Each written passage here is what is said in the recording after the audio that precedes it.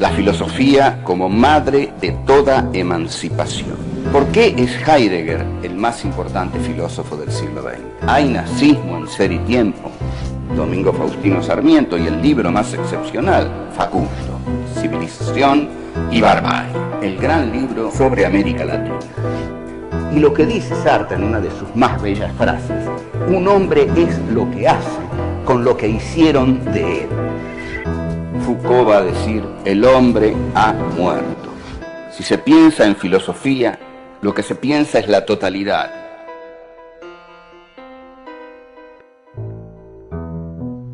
Encuentro 12, Foucault 2. ¿Qué es el poder pastoral? ¿Cómo entiende Foucault la historia? La historia, un campo de batalla. ¿Es inexplicable el hombre que se revela?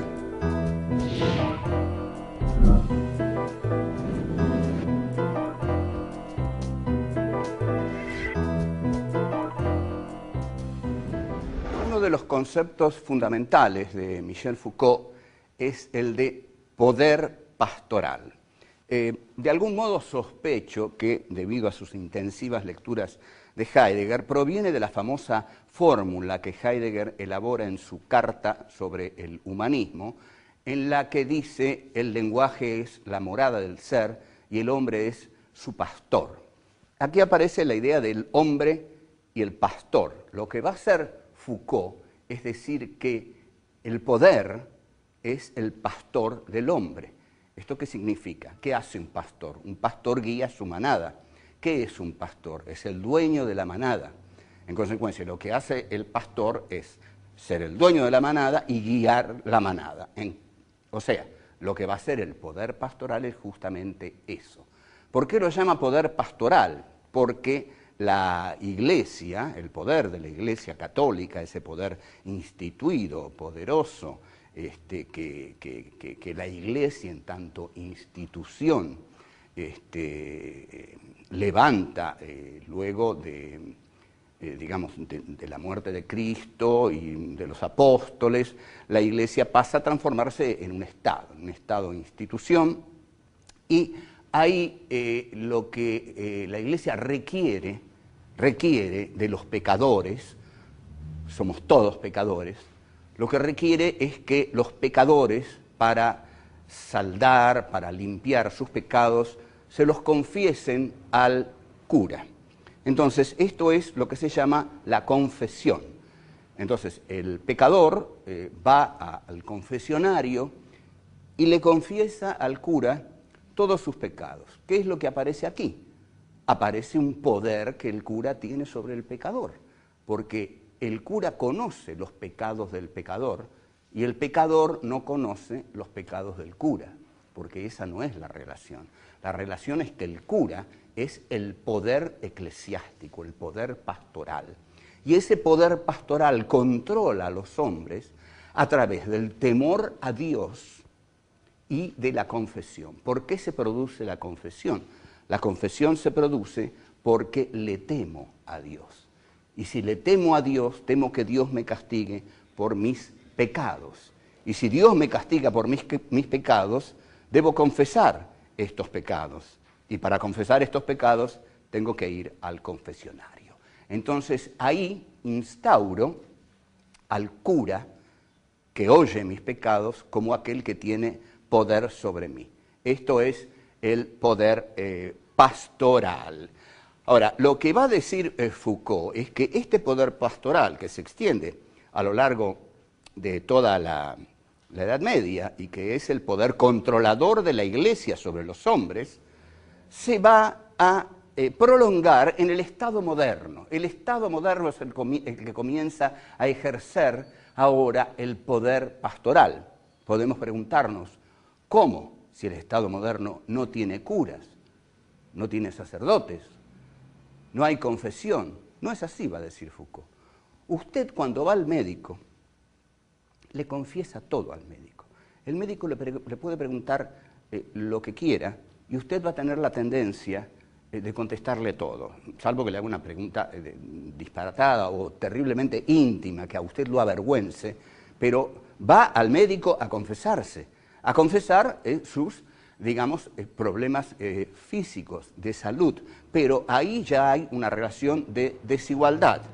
La relación medicina-paciente es una relación que instaura al médico por encima del paciente. La relación psiquiatra-loco hace del loco un dependiente del psiquiatra. El psiquiatra se arroga para sí el poder de la razón. Yo tengo la razón, vos estás loco. Yo te voy a curar, lo cual para Foucault es yo te voy a controlar, yo te voy a dominar. Es otra forma del poder pastoral. O sea, va a decir Foucault. Lo mismo, digamos, la policía. El policía que arresta a un delincuente le está diciendo, yo soy la ley, vos sos el que ha violado la ley. O sea, yo tengo más poder que vos y contame por qué violaste la ley. Entonces, hay toda una serie de instituciones, dice, ni hablar de la escuela, ni hablar de la escuela.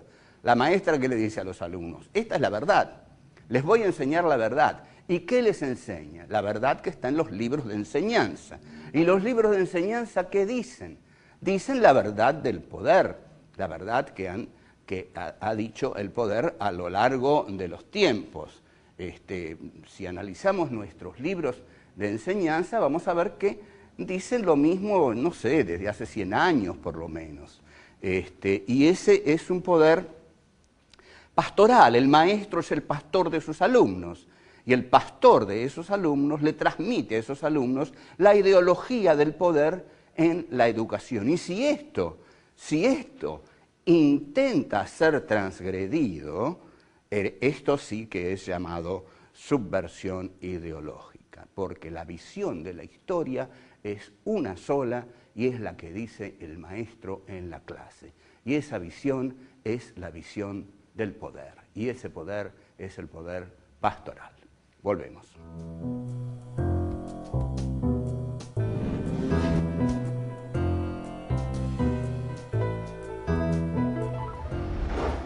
¿Qué visión de la historia tiene Michel Foucault?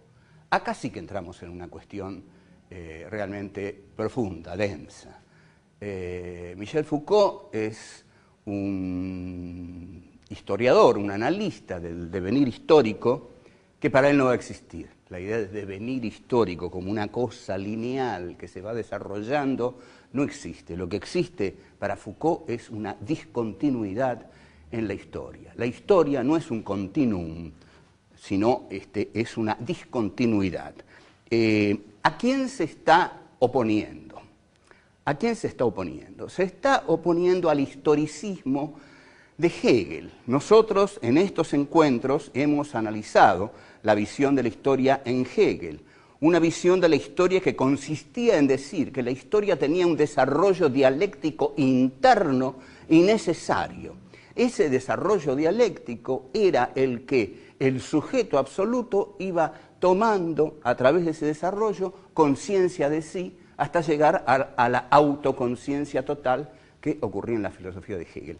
Esa toma de la conciencia de sí, del sujeto absoluto, tiene una continuidad sustancial. Esto lo va a decir muy bien el filósofo Louis Althusser, que va a caracterizar la concepción filosófica de Hegel como la de una continuidad sustancial. ¿Cuál es esta sustancia que constantemente avanza contradictoriamente, dialécticamente en Hegel? Bueno, es la sustancia que constituye la historia, y la historia es la historia del sujeto absoluto.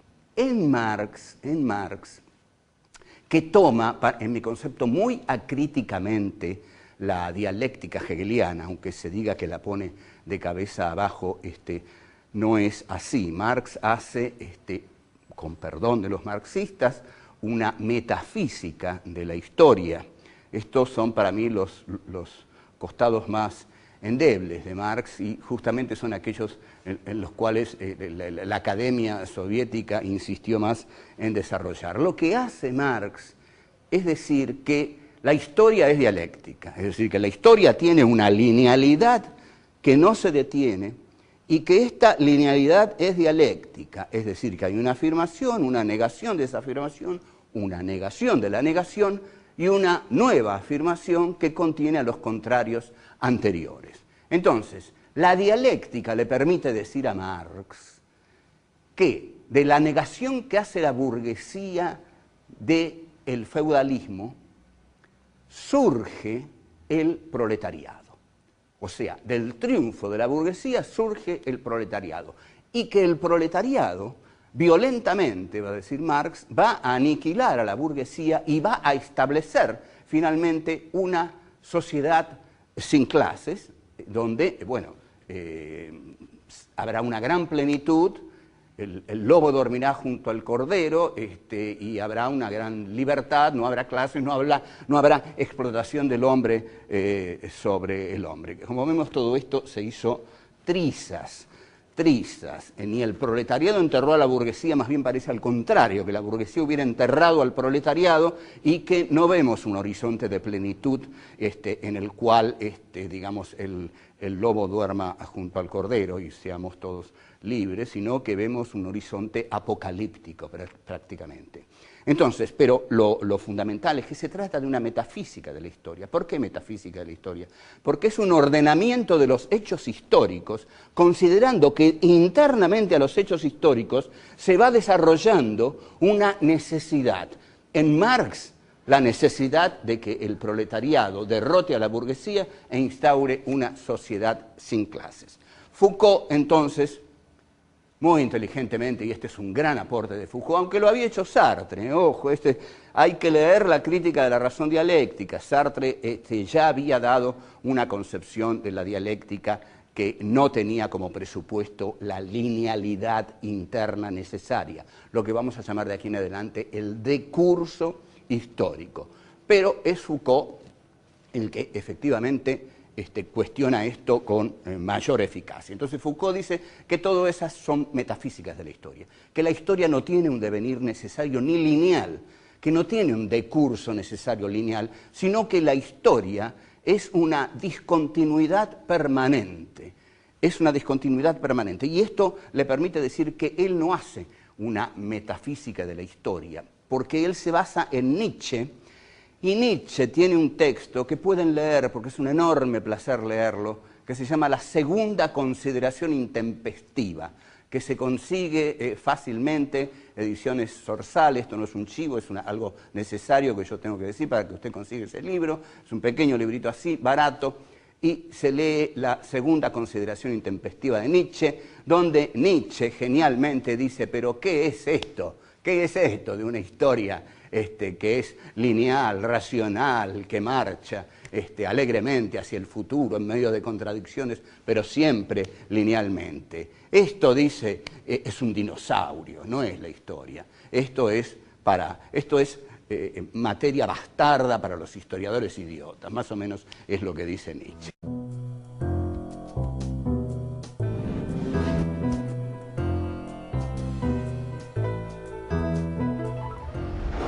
La concepción Foucaultiana de la historia está expresada en una famosa conferencia que dio Foucault acerca de Nietzsche y la genealogía.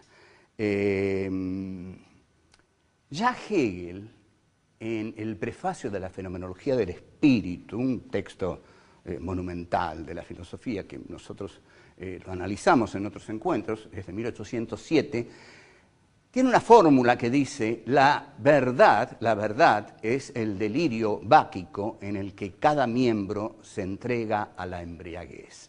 ¿Qué concepción tan, digamos, dionisíaca de la verdad? Es decir, la verdad no es una cosa fija, esa es la verdad. No, aquí no hay cosas fijas, porque en la Edad Media, digamos, cuando el hombre era esclavo de la divinidad, efectivamente, al hombre el estamento sacerdotal le decía: esta es la verdad. Le decía a Galileo: no, señor Galileo, esta es la verdad. El sol gira alrededor de la tierra, ¿no? Decía Galileo, no es así. Bueno, mire, una palabra más y lo quemamos como a Giordano Bruno. Ah, no, tienen razón, decía Galileo. Bueno, entonces, esta concepción verticalista de la verdad es poner la verdad como lo uno, pero lo que hace Foucault es decir, basándose, no se basa, quizás indudablemente la conocía la frase de Hegel, pero es una frase, la verdad es el delirio báquico en el que cada miembro se entrega a la embriaguez, quiere decir que la verdad no es lo uno, sino que la verdad es lo múltiple. La verdad es el choque de las distintas verdades. La verdad es guerra. El conocimiento es guerra, va a decir Foucault. Es un conocimiento, porque la estructura Foucaultiana es una estructura estratégica en la cual no hay sujeto, hay luchas. A ver si esto está claro, ¿eh? Ojo, es muy importante. No hay sujeto, hay luchas, hay colisiones, hay odio, hay enfrentamientos de distintas verdades sobre los hechos históricos. En consecuencia, hay muchos hechos históricos. No hay una línea interna racional de la historia. Es lo que habíamos visto también con Walter Benjamin y las tesis sobre filosofía de la historia. Cuando el Angelus Novus se da vuelta y mira al pasado, y Benjamin dice, cuando el Angelus Novus, el ángel de la historia, mira al pasado, no ve una cadena de hechos racionales, dialécticamente encadenados. Ve un paisaje de ruinas. Y esto es lo que está diciendo Foucault. Yo veo, si no un paisaje de ruinas, un paisaje de luchas, un paisaje de luchas, de conocimientos, de odio entre aquellos que poseen los distintos conocimientos, de fuerzas por imponer yo mi conocimiento al conocimiento del otro. Entonces, en este campo de batalla por el dominio de la verdad, lo que hace Foucault es seguir analizando el poder. El poder es el que consigue vencer en esta lucha de las distintas interpretaciones de la realidad. Hay una enorme multiplicidad, eso es la historia para Foucault, una enorme multiplicidad de sujetos, agentes, saquemos la palabra sujetos, de agentes de la historia, de factores de poder de la historia, de elementos estratégicos de la historia que colisionan entre sí. Y la lucha es por establecer cada uno de ellos su verdad como la verdad. Ahí es donde el poder triunfa. Entonces, esta concepción de la historia es una concepción un tanto caótica de la historia. Incluso Foucault quiso ser aceptado en la Academia de la Historia en Francia y no lo aceptaron porque dijeron, y bueno, nosotros tenemos muchos reparos con su epistemología. Y claro, los historiadores, ¿qué es lo que quieren los historiadores? Quieren hacer la historia contemporánea, ¿no? Bueno, la Revolución Francesa, después las revoluciones en Francia, el surgimiento de la industria en Inglaterra, la Comuna de París, Napoleón el Pequeño, etcétera, etcétera. El surgimiento de la unidad alemana, la unidad italiana, bueno, así, ¿no? Guerra del 14, ¿qué hay ahí? El historiador triunfa y porque tiene una linealidad para explicar, todo está claro. No, dice Foucault, la historia no es así. La historia no hay que explicarla a través de esos grandes hechos protagónicos de la historia, sino que la historia está en las pequeñas luchas también, que son las que van, en última instancia, a definir ese transcurso de la historia que nunca es lineal, siempre es un avance, un retroceso, una lateralización, otra lateralización, es un complejo de enormes multiplicidades que cuesta mucho entender. Ahora, la pregunta es, ¿cómo actúo yo políticamente en medio de una multiplicidad de hechos que no puedo entender? Porque para actuar políticamente sobre la realidad, alguna síntesis tengo que poder hacer, si no, yo también me vuelvo loco, entro en el dionicismo y me emborracho y no puedo actuar sobre la realidad. O sea que vamos a ver qué nos propone Foucault para actuar sobre la realidad y contra el poder.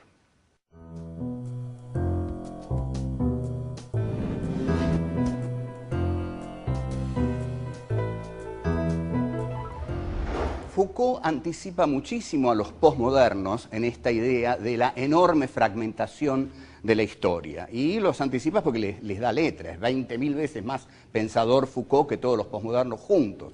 Entonces, Foucault inventa esto que toma de Nietzsche, de la multiplicidad de hechos de la historia. Pero lo que uno le cuestiona es, para la praxis política, para la acción política, para la posible rebelión contra ese poder, nosotros no podemos hundirnos en el vértigo multiplicador de la historia, sino que tenemos que poder, por lo menos, unir A con B y después relacionar B con C y, bueno, y actuar en consecuencia, digamos, realizar ciertas síntesis que nos permitan actuar sobre esa realidad.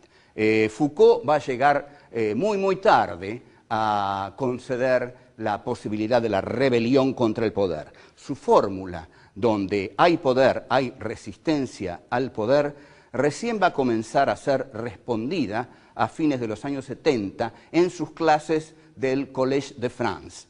Y el concepto más interesante que va a elaborar es el de contraconducta.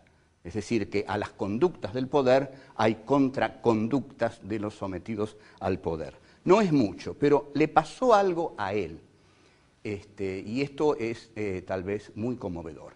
El diario l'Osservatore Romano lo envía a Foucault a Irán para que haga una serie de notas sobre la rebelión del pueblo iraní para sacarlo al Shah y traerlo al Ayatollah Khomeini.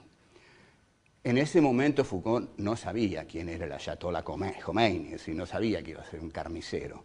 Era lo que pedían las masas. Y él ya era un aliado del occidente, capitalista burgués, que esas masas querían echar. Entonces llega ahí Michel Foucault y ve a las masas iraníes marchar contra los soldados armados del Shah con las manos vacías. Entonces escribe una nota excepcional que se llama La rebelión de las manos vacías. Y se pregunta, ¿qué es lo que hace que un hombre se rebele? El hombre que se rebela es inexplicable, va a decir Foucault. El hombre que se rebela es inexplicable. Entonces uno le diría, querido Michel Foucault, el hombre es inexplicable. El hombre que se revela es inexplicable para usted, porque usted lo hizo inexplicable. Porque usted, al quitarle la subjetividad, al transformar la historia en un caos, vuelve imposible la asunción de un sujeto de sí mismo, su furia y su unión con otros compañeros, en este caso las masas iraníes, y la rebelión contra el poder. En Marx siempre fue posible la rebelión. El sujeto en Marx es la Comuna de París. La Comuna de París, que se alza en armas contra el poder del ministro Thiers y contra el poder prusiano de Bismarck, la Comuna de París es el sujeto en acción. ¿Cómo si no se rebeló la Comuna de París? Es decir, ¿cómo si no se rebelan las masas iraníes? Quiere decir que algo han podido superar de ese condicionamiento terrible del poder. Es decir, en algún momento dijeron, no, queremos otra cosa y vamos a la calle y arriesgamos nuestra vida contra los fusiles del poder. Entonces Foucault se pregunta algo que Sartre había respondido. Sartre siempre dijo, el hombre va a ser libre siempre, aún en el último socavón, en el último abismo de su enajenación, hay un resto de libertad que siempre le va a permitir rebelarse. Eso es la filosofía política de Sartre, esencial. El hombre es siempre libertad, aun cuando sea este poquitito de libertad, de esa libertad puede surgir la rebelión. Y en Marx el hombre debe rebelarse. En Foucault, esta rebelión de las masas iraníes le provoca la visión de, efectivamente, unas masas que se están sublevando. Entonces dice, el hombre que se rebela es inexplicable. Bueno, a ver, digamos, puede ser, porque para mí no puede ser, pero pensémoslo desde el lado de Foucault, brevemente. Tomemos, el hombre está condicionado por el lugar en que nace, por el inconsciente, por el lenguaje, por la semiología, por la lingüística, por digamos, Ferdinand de Saussure, por la antropología de Lévi-Strauss, por todo esto, el hombre, por Lacan, por el lenguaje lacaniano, que nunca termina por encontrar el sujeto. El hombre está condicionado por todo eso y quizás por todo eso una rebelión resulte inexplicable. Bueno, si es así, nosotros vamos a tener que ser inexplicables, porque si nos volvemos explicables, tan explicables, nos vamos a volver pasivos, vamos a hacer una cosa de estudio de las distintas disciplinas del saber humano, como bien lo ha dicho Foucault. Para no ser eso, necesitamos confiar que siempre existe la posibilidad de la rebelión, aunque sea inexplicable. Aunque sea inexplicable, hay que tornarla explicable con la acción de esa rebelión, que es lo que vio Foucault en las masas iraníes, con las manos vacías, enfrentando los fusiles del ejército del Shah. Esto que le pasó a Foucault fue muy positivo para él y murió, pobrecito, murió de SIDA a comienzos de los años 80, cuando justamente comenzaba a desarrollar brillantemente, como siempre, a través de estudios sobre la sexualidad, estos temas de la resistencia al poder. Honra a Michel Foucault del modo que sea. Bueno, gracias.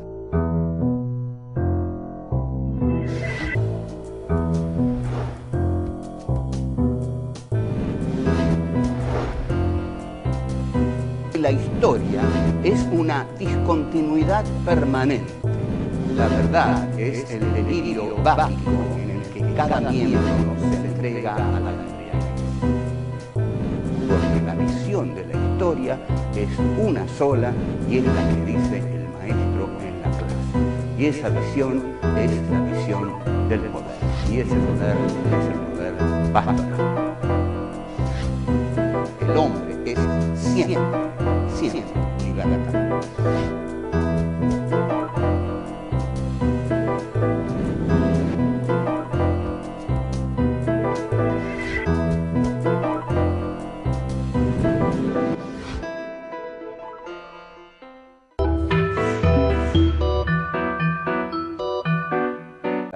Eso. ¿Por qué lo llama poder pastoral? Porque la Iglesia, el poder de la Iglesia católica, ese poder instituido, poderoso, que la Iglesia en tanto institución levanta luego digamos, de la muerte de Cristo y de los apóstoles, la Iglesia pasa a transformarse en un Estado institución. Y ahí lo que la Iglesia requiere de los pecadores, somos todos pecadores, lo que requiere es que los pecadores, para saldar, para limpiar sus pecados, se los confiesen al cura. Entonces, esto es lo que se llama la confesión. Entonces, el pecador va al confesionario y le confiesa al cura todos sus pecados. ¿Qué es lo que aparece aquí? Aparece un poder que el cura tiene sobre el pecador, porque el cura conoce los pecados del pecador y el pecador no conoce los pecados del cura, porque esa no es la relación. La relación es que el cura es el poder eclesiástico, el poder pastoral. Y ese poder pastoral controla a los hombres a través del temor a Dios y de la confesión. ¿Por qué se produce la confesión? La confesión se produce porque le temo a Dios. Y si le temo a Dios, temo que Dios me castigue por mis pecados. Y si Dios me castiga por mis pecados, debo confesar estos pecados. Y para confesar estos pecados, tengo que ir al confesionario. Entonces, ahí instauro al cura que oye mis pecados como aquel que tiene poder sobre mí. Esto es el poder pastoral. Ahora, lo que va a decir Foucault es que este poder pastoral que se extiende a lo largo de toda la Edad Media, inexplicable el hombre que se revela,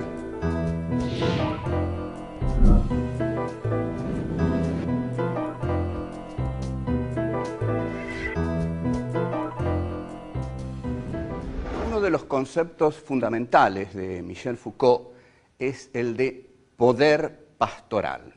De algún modo sospecho que, debido a sus intensivas lecturas de Heidegger, proviene de la famosa fórmula que Heidegger elabora en su Carta sobre el humanismo, en la que dice el lenguaje es la morada del ser y el hombre es su pastor.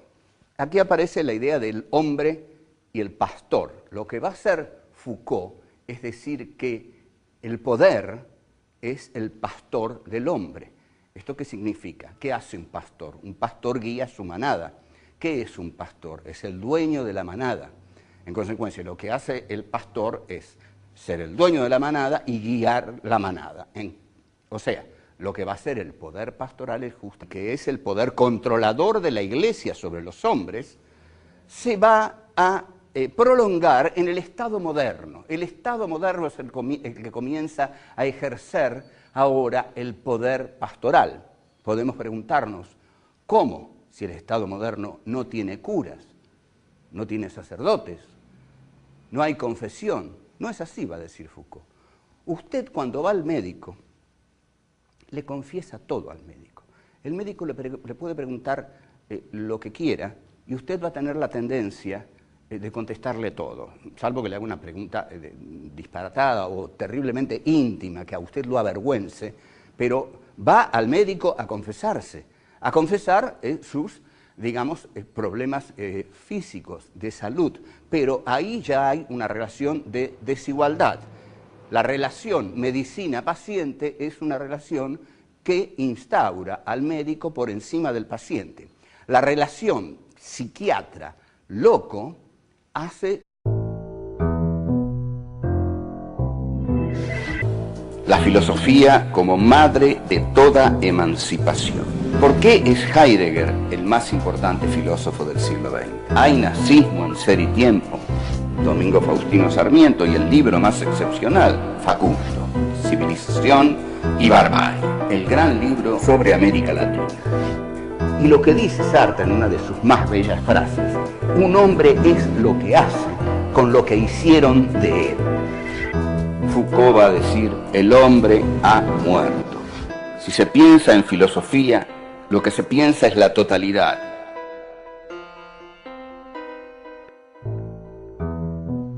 Encuentro 12, Foucault 2.